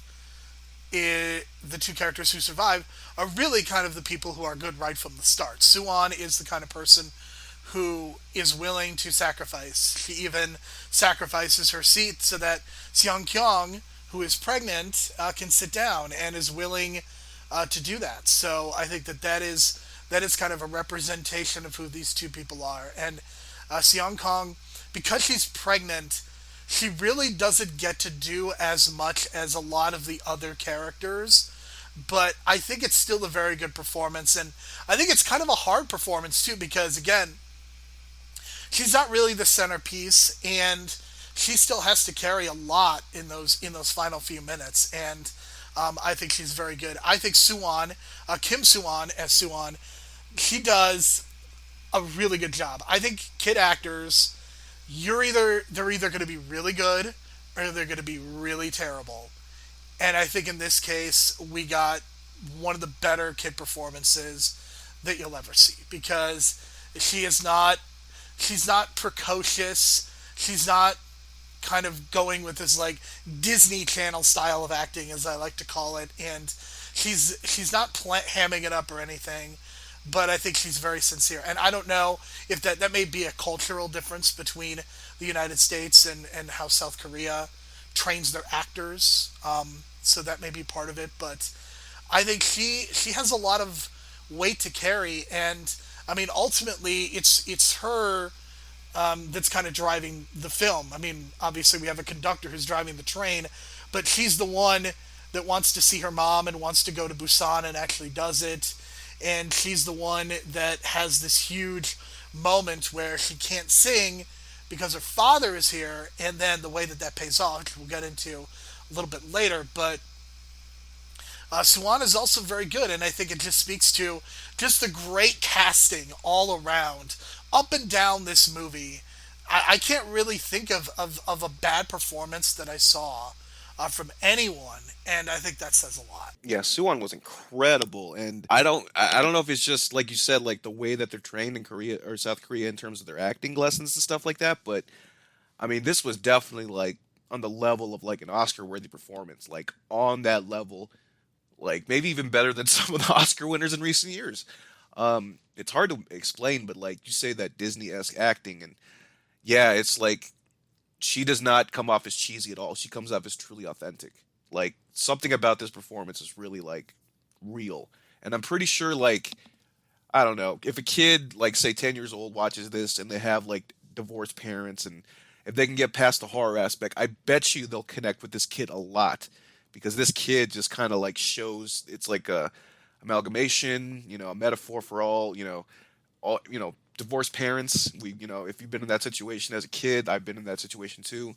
Not necessarily in this vein, but like to see like that kind of performance and that kind of like torn relationship. You can see it in her eyes. Like even in that car scene at like when it's like 5 in the morning and she's starting to like pick up on things that something's wrong. Because that's that trope in horror movies that the kid knows what's up and the adults take forever to figure it out. But still, she just something in her eyes, like the way she can pick up on things before everything starts going to shit. Like you can tell there's something in her facial performance, something about it. Like she knows how to have the right emotion at the right time, and I don't know what it is, but she's like a prodigy. Maybe I don't know if that's a thing in acting nowadays, but because sometimes actors have it young and then they kind of lose it and then they kind of get it back. You know what I mean? In this case, I don't think she might lose it, but man, like for her age, she is well ahead of a lot of actors in Hollywood today. That's for sure. And the whole casting all around, I feel like if this was like a big push the way that, Parasite was in terms of like the marketing and getting all the American awards, this might have won what is it, the ensemble, best Screen Actors Guild for the ensemble cast, because Screen Actors Guild doesn't necessarily pick best picture. It's the best movie with the overall best performances. And this is like, I don't know, I want to say there's like 8 great performances in this movie, maybe more. I think the fact that it is a genre movie, and yes, I know Black Panther did win this award, so it is possible for a genre movie, something in the mainstream to win. But I think this would have had a really, really difficult time, especially competing against American films. I think Parasite is almost kind of this once in a generation type thing, and I'm not sure we're gonna ever see that again. At least not for a while. I mean, it's definitely possible. I think that with the Academy Awards shooting for more diversity, I think that they're at least trying. But I think it's good. It's kind of the right place, right time, and we'll see what happens. I mean, obviously, with everything going on with COVID, we don't even know what the Academy Awards are going to look like, if there are going to be Academy Awards next year, and what they'll look like in future years. But and continuing to talk about some of the other characters in this movie, Jin Hee and Yeon Hook they're kind of in the background. What we basically have is kind of this young love story, which kind of works. I think it's almost one of those situations that it is so in the background that you don't really get as much time with these characters as maybe you want to. But I think the way that it pays off is really satisfying to me, and not satisfying in a happy way, but just satisfying in that it's logical, and it ends basically with them both becoming zombies. And it's kind of this tragic, I don't want to say Romeo and Juliet style, but like that's clearly, like they're clearly going for this very tragic love story amidst all of this chaos and amidst all of this going on. And of course it's Yeon-suk that is the reason that they both become zombies. Yeah, I thought that was really, it was kind of subtle. I don't know if you noticed, but like in the beginning, when they kind of established that she liked him at the start of the train, like he'd rejected her completely because he was just embarrassed. You know what I mean? I don't know, like a 10-year-old schoolboy, I guess, but he didn't want to man up to it, I guess. But he embraces her at the end when it's too late, and kind of turns himself and joins her in that same way. It's like the Romeo and Juliet you mentioned, but it's more or less the poison at the end, Romeo and Juliet kind of effect. But I thought it was fine. Like I thought it was really because it added like more layers to it, and you add more characters to the group. And like if these were really bad performances, then I would have just maybe considered cutting it. But the fact that, I mean, again, strong performances, and it's again this I forget his name, but he's the guy that's going to end up being the young lead in Parasite. He did a great job too, especially like he starts crying and breaking down that all his friends are dead, and he's crying on the train, and he's having these emotional moments. I feel like all the emotional moments from these characters are authentic, and there's not one of those cheesy moments where a character starts crying and you're just kind of laughing. Uh, like for example, I think I saw a Keanu Reeves movie like I don't know 15 years ago, and there was a scene where his dad dies and he starts crying. And look, I love Keanu Reeves, but dude, that was terrible, like cheesy crying, and I remember people in the audience kind of laughing, and I was like, yeah, that was bad. But in this case, when everyone starts crying, there's no one laughing in this movie because everyone just makes it seem real, and the fact that they had that relationship going in the background and made it work. Because I was like, what's going on with these two characters? Like, what's the payoff here? And then you kind of just see him as like, kind of like this background story. You know what I mean? That kind of complements the main story well, adds to it.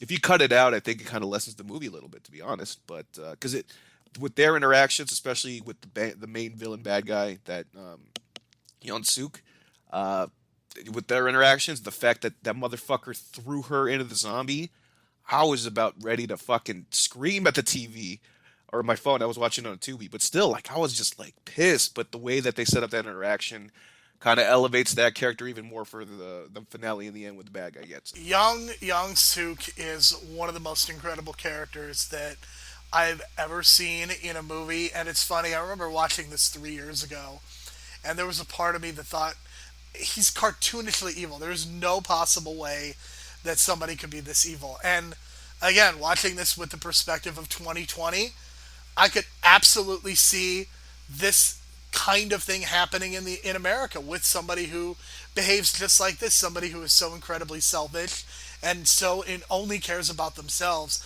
I mean, we literally hear about these people on the news every single day during this pandemic. So again, 2020 has changed my perspective on a lot of things, and I think that Yeon Suk as a character is so much more tangible in my eyes than he was 3 years ago, even when I saw this.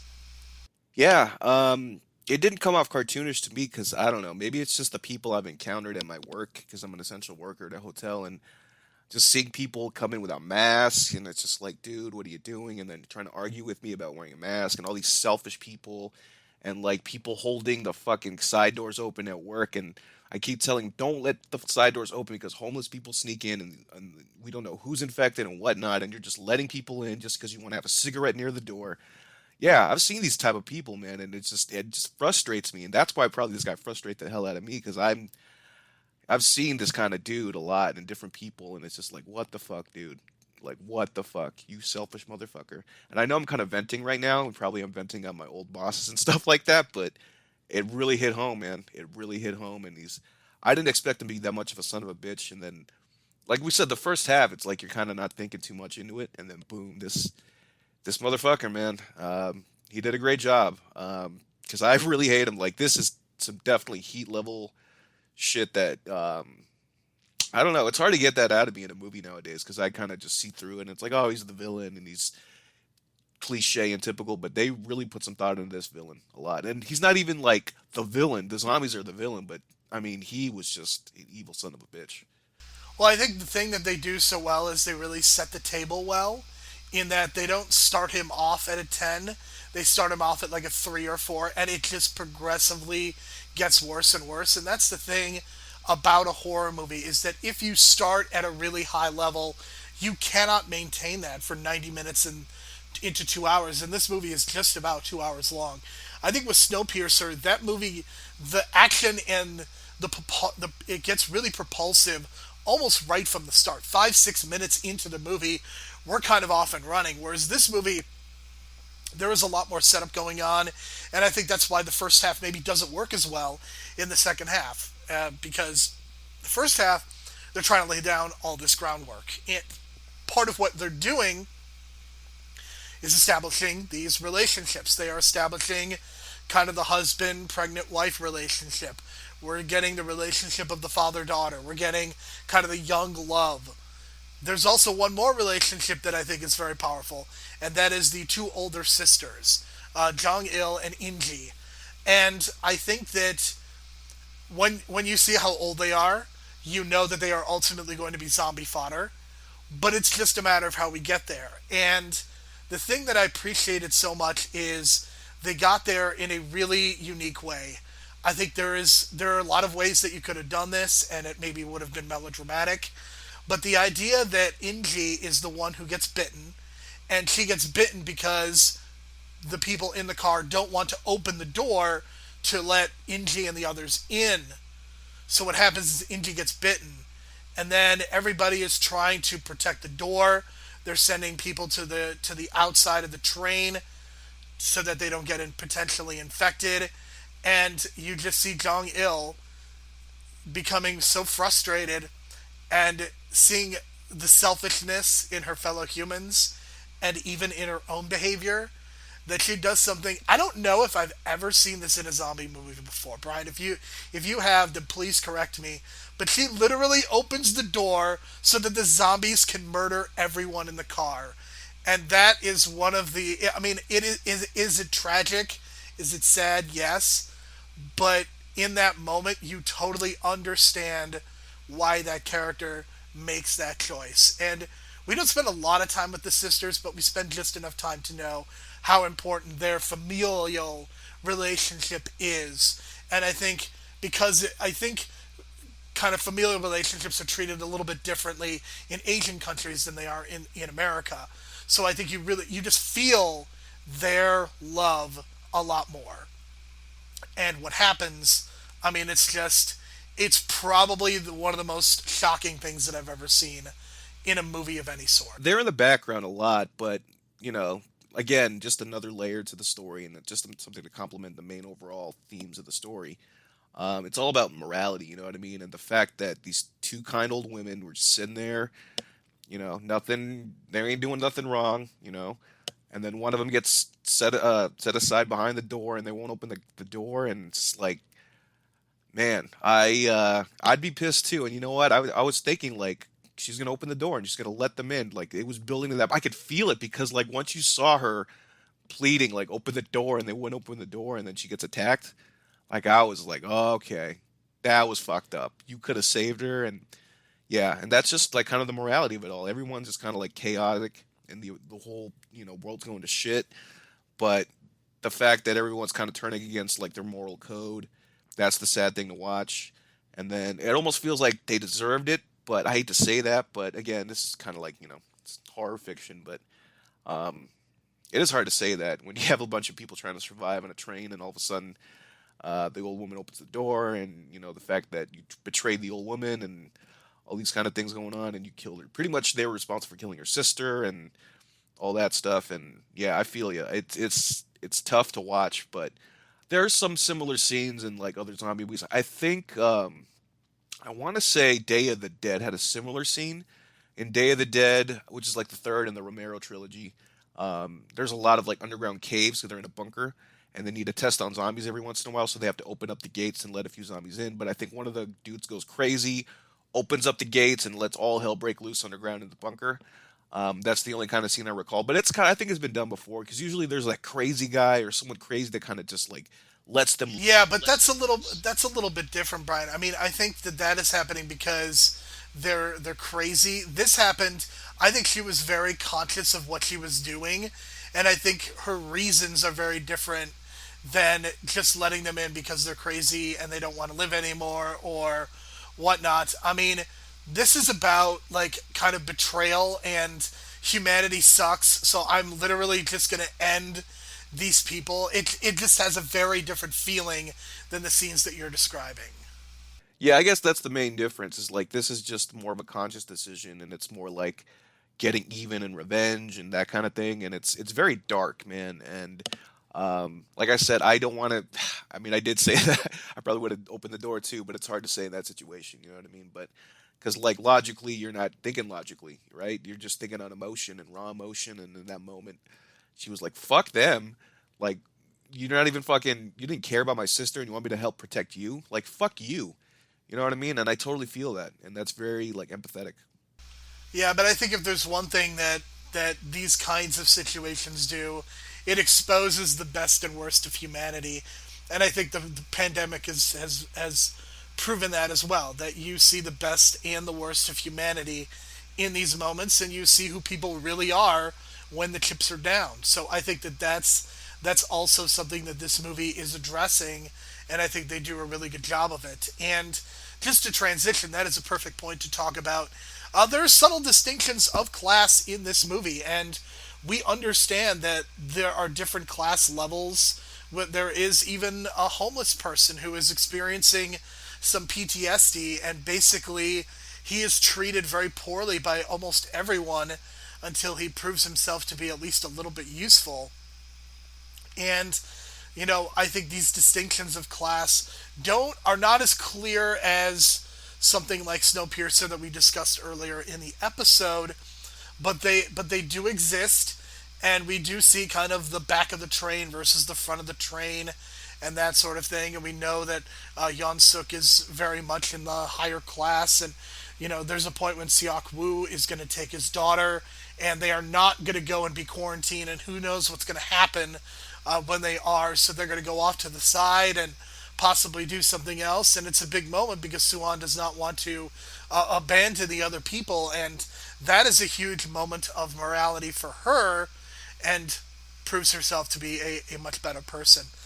But I think you do see those subtle distinctions of class and the way that people behave, and the level of selfishness, and ultimately Seok Woo is the one who becomes less selfish, and by the end of the movie is willing to sacrifice himself so that his daughter and Seong Kyung are able to survive and go to wherever they're going to go to. Yeah, and it kind of reminds me of, Titanic, and I'm not even that big of a fan of Titanic, but Titanic at least did show the classism well in that movie. I'll give it that. And that kind of had, it reminded me of this too, you know what I mean? Especially when you got the Yeon Suk guy, the evil son of a bitch, he's pretty much the Billy Zane of the movie from Titanic, doing the same thing. So, yeah, I like the way that they kind of portray it, and eventually it kind of comes and clashes together, because I think there's little hints of it too at the beginning. Yeon Suk has an encounter with the daughter at the beginning of the movie before the zombie outbreak, and he kind of demeans her mom in the most kind of insulting way about her intelligence, and that's probably a class issue too, because he's a rich dude, you know what I mean? And then of course the way that he treats the poor guy and everyone else is treating the poor guy, that's of course perfect class symbolism right there. It's very subtle, but I think it's it's clear to us, you know what I mean? Maybe not for a lot of people, but I think for a lot of people who kind of see these distinctions and little hints and subtleties, it's clear to us, and I think the director did a good job of that, with the little kind of hints and pieces there, and then especially kind of the way they're dressed as well. I mean, the fact that the main character is wearing a business suit throughout the whole movie, and then it's just a white shirt covered in blood throughout the whole movie. I think that's also kind of some symbolism there going on. He's got a lot of blood on his hands, and his company might be responsible for funding the company of the virus, so you got this guilt trip going on as well. So everything kind of clashes together really well with the classism, the guilt, the horror, and all that kind of thing. Yeah, we haven't really discussed kind of the machinations, because they are definitely there, but I mean, ultimately that's not what this movie is about. This movie is so focused on the characters and not the mechanisms of the cause of this, which I think distinguishes it from other zombie movies of its type. And I think that, like I said, the first hour of this movie I think is fine. I think the final hour, just from the time they go to the train station and you see what happens with some of the characters dying, and then you kind of go on and you see what happens to the conductor, and then you see kind of this final battle on the train car, and Seok Woo gets bitten. And Brian, how emotionally wrecked were you as his life is flashing before his eyes and he is about to turn into a zombie before he jumps off the train car? Well, what hurts is the fact that he finally figured out how to be a dad at that moment, and then it's too late. But the fact that he shows him or you see her as a baby and all that kind of thing, heartbreaking. Because now at that point you're you want him to live, but it's too late. But that's the sacrifice, and that's usually the big sacrifice of a horror movie with parents and adults. And Yeah, you even see this in modern horror movies. I mean, I think A Quiet Place did this. Spoiler alert. I accidentally read that on accident, but that's why John Krasinski's not in the sequel. But yeah, like it's you see this a lot in horror movies, but this is one of the best ones you'll see, I think, because it's just so well done, and the fact that that flashback at the end really, really adds to it, I think, and that was really good. So, and if that didn't emotionally destroy you, then Suwan singing definitely will, as that is the payoff to what happened earlier in the movie that she could not sing with her father not there. But at the end, a group of soldiers are waiting, and they apparently have formed some sort of a perimeter, and they see these two people. They cannot tell whether they are living or whether they are zombies, but what gives it away that they are alive is that Suwan is singing the song that she could not sing earlier, and you knew the song was it was going to have to pay off, but I mean it doesn't really get any better. That literally her singing the song actually saved their lives.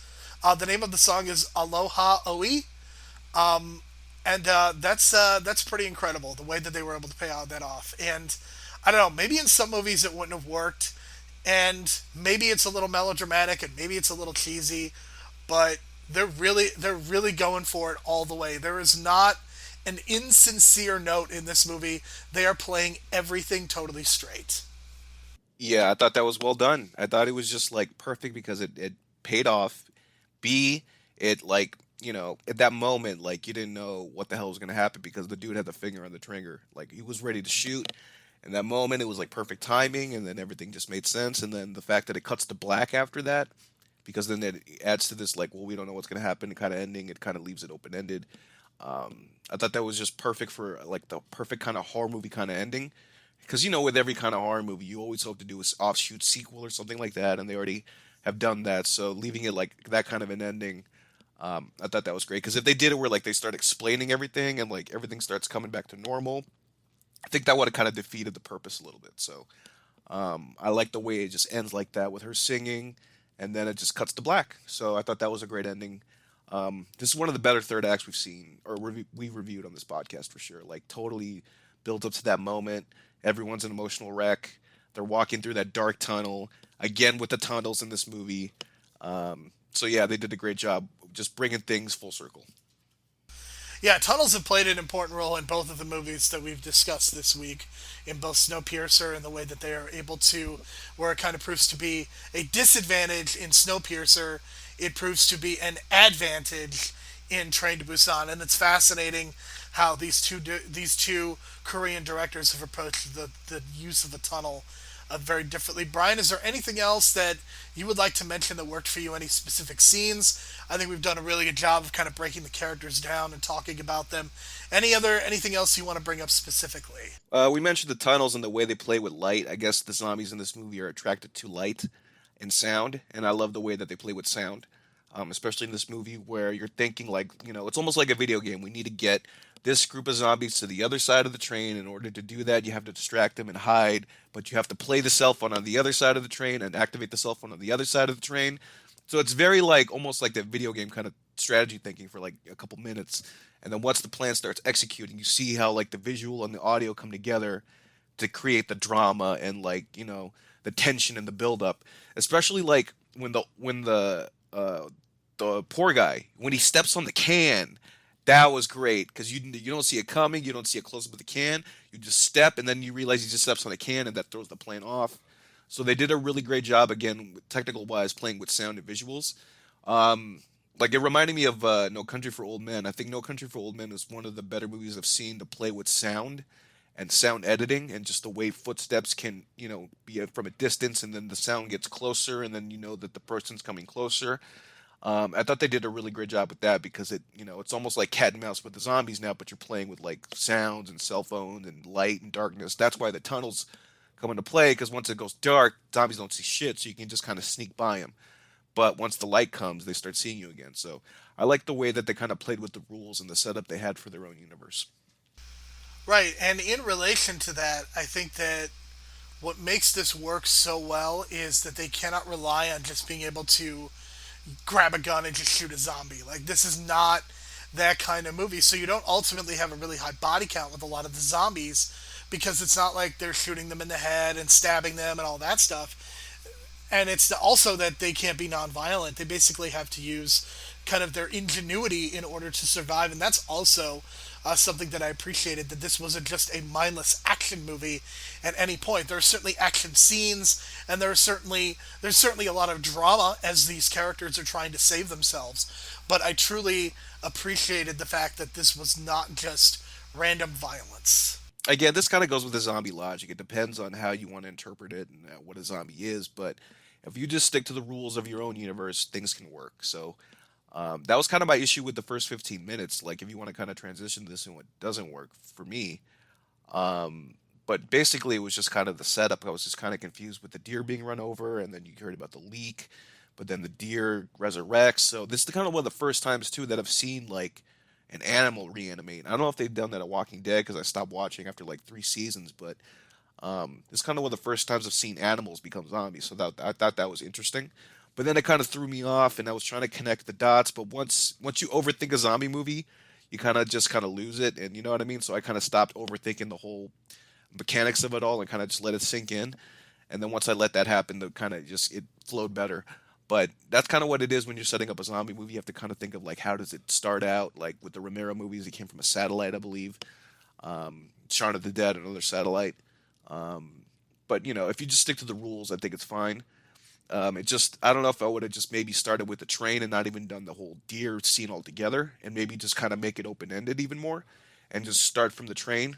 But that's just kind of me thinking old school because I think if this was made like 20 years ago, they would have been on a stricter budget maybe, and then they would have maybe just started right off at the train. You know what I mean?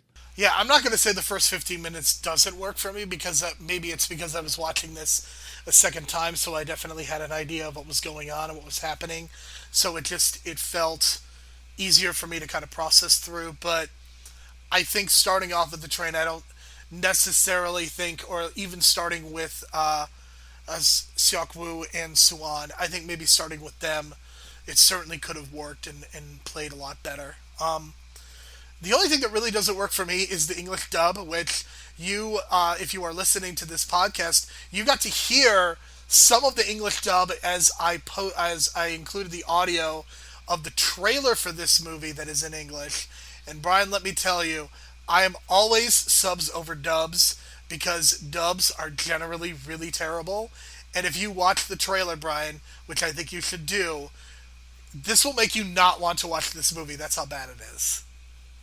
See, the thing is like I thought they just stopped doing dubs altogether nowadays because I thought it was just so embarrassing and kind of weird. But I guess they haven't. I guess old Hollywood ways haven't died because I mean I still enjoy my old Godzilla movies, both subbed and dubbed, and I'm definitely a sub over a dub guy. But sometimes it depends. You know what I mean? Sometimes the cheesiness adds to like this, you know, like a ninja samurai movie, and it adds to it a little bit. You know what I mean? That kind of depends, right? But in this case, I can't imagine this movie with a dub because I don't think you can I don't know if you can translate the emotion as well from because like it's gonna be almost as if the person on the screen is out acting the person talking.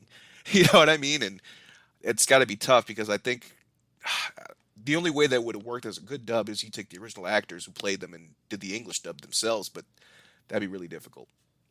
Yeah, I mean, other than that, I don't really have anything else that doesn't work, and I'm ready to talk about the MVP, which for me is director Young Zhang-ho, and I think he does just a spectacular job here. I don't think this could have worked in a lot of people's hands, and I'm not even sure that the two movies he's directed since this one have been as good, but I think this one definitely works, and I think a lot of it, I think you could certainly make an argument for the screenwriter in this case, but in my view, it's really hard for me to argue just when you combine the sound elements, when you combine the directorial flourishes, the fact that this movie had an $8 million budget and it feels like so much more. I have to give the advantage here to Young Sang-ho over screenwriter Park Ju-suk. I'm gonna go with Park Ju-suk because the way that I did not expect the bad guy at the end to be on the last final train, and that whole fucking last 15 minutes, like that was set up perfectly. Like you had to put a lot of time and effort in the writing to get to that point, and all the setup and all the little hints and clues and like all the little fucking like little insults that the dude would make to the they're infected, don't let them on the train, and it just builds up to this moment where they have the big fight at the end, and I thought it was just so well done, and it takes a lot of time and a lot of layers to get to that moment, like I said, because it's so many. You have to get from one place to another, and then you have to set up the train crashing, and then you have to set up this guy getting escaped, and then you also have to set up the fact that the train operator sacrifices himself to save the evil son of a bitch, and then he sacrifices the conductor, like thinking like, oh, I can just drive the train myself. What an idiot! And then it just escalates and escalates, and then to this incredible climax. You know what I mean? And I think the writer takes the credit for that one because he had to put that script together, the skeleton of it all together. The cartilage, the muscles, all that stuff. I think that was more the director, but the skeleton and all, it's been held together by the writer in this case. For sure. Like I said, I don't think you can go wrong either way. Best performance, even though he is not in the second half of the movie, it's still Ma Dong-seok. He's so great. The fact that he's going to be in the Eternals just makes me so happy because even if he's only in the movie for 5 minutes, if he has a really good action scene, I'm going to be super happy. I don't care what language you speak. If you are a charismatic dude, that is going to come across. It is going to translate no matter where you're coming from. So I'm really excited to see him in a Marvel movie because he's really great in this movie. And I mean, like I said, he is the comedy, he's the comedic relief, he's a tough guy, and he does some emotional work as well. The fact that he's able to do all those things and it doesn't feel out of place, Ma Dong-seok is my choice. I'm gonna go Soo-Ann Kim, only because listen, every time I walk through the living room at night, my mom watches all these Korean dramas, or not Korean dramas, Filipino dramas, excuse me, Filipino dramas, and there's always people crying like crazy, over emotional, overacting, and it just comes off as cheesy. When this little girl's crying, it's like real, it's authentic, and when she's acting and it's incredible. I think her performance was incredible. I think as the movie goes on, it just gets even better because at the beginning, I thought the first hour she was clearly acting ahead of everyone else. Like for me, like in the car and being quiet and underneath the blanket and talking to her mom, she gets it. And then when she starts crying because she can't help it anymore and just keeps breaking down and the singing at the end, I think she did the best job at all of them, which is saying a lot considering everyone in this movie did a hell of a job. I felt like even the train conductor did a hell of a job in this performance. That is going to bring us to the end of our conversation on Train to Busan. A very, very good movie, and one that I know I'll be revisiting many times in the future because it's just the emotional center of this movie is so great. And if I were creating an honorable mentions list for my top 100 favorite movies, this would certainly be on it.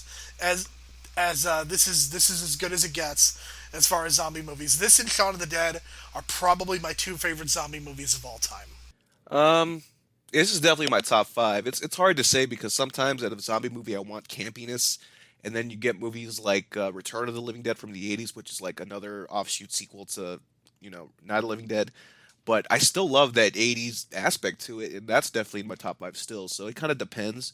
But in terms of like the emotion and the drama, it's like this one, Train to Busan, and then maybe like the last 20 minutes of Shaun of the Dead, because I think the last 20 minutes of Shaun of the Dead get real, like it just flips its ear because you just stop laughing because it's so sad, kind of thing. All right, Brian. Next week we are going to be discussing Mad Max Fury Road. That movie is the reason that this month is happening because our sister podcast, There Will Be Movies, they do their 25 favorite movies of the decade, and because of one person whose name I'm not going to mention, Mad Max did not make their list, Brian, and it is infuriating to me, and I'm so mad that next week you and I are going to discuss Mad Max Fury Road, a movie that I am a firm believer is number 1, the best movie in that franchise, number 2, probably the best movie of 2015, maybe one of the best movies of the decade, maybe one of the greatest movies of its kind that has ever been put to film, and I'm very excited to talk about it. I don't even know if we will be able to have the words to describe how amazing this movie is. If you have a 50, 60, 70-inch screen TV, watch it that way. Like, I would not recommend watching this on like a phone or a tablet if you've never seen it before. If you've seen this before, enjoy it again in the big screen somehow or big TV because it's just a marvel to watch. Like widescreen, all over your face, just filling up the screen with action, and the fact that it's 80% practical effects just makes my heart glow. So that is what we will be doing next week. For Brian, my name is Jerome. Thank you so much. We will be back next week for Mad Max Fury Road. One train to another, they're gonna find you. I guess the zombies really got us.